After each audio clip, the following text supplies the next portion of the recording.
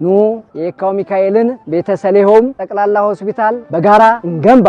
የካው ሚካኤል ያልደረሰለት ጸሎቱን ልመናውን ያልሰማው ማን ነው? ይሄ ታምረኛ መልአክ ያረዳው ጠብቆ ያላሳደገው አባት ያልሆነው ሰው ማን አለ? የካ ደብረ ሳይል ቅዱስ ሚካኤልን ለምኖት ያፈረ ማን አለ? አሁን ደግሞ የካ ደብረ ሳይል ቅዱስ ሚካኤል ቤተክርስቲያን ልጆቹን እየጠራ ነው።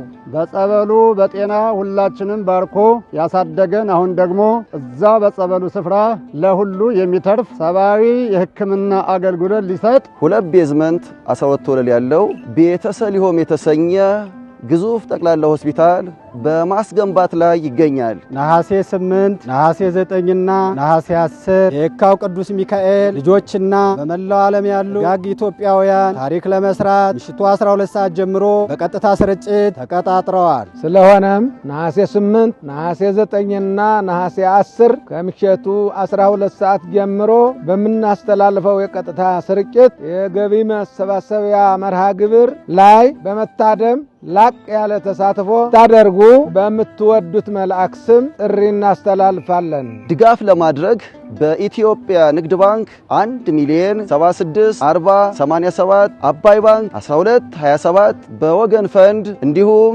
በቀጥታ በ0945771188 እና በ0945881188 እየደወላችሁ እንድትሳተፉ በክብር ጠርተናችኋል። የልቤ ብዬ የምጠራው ሚካኤል ለኔ አባቴ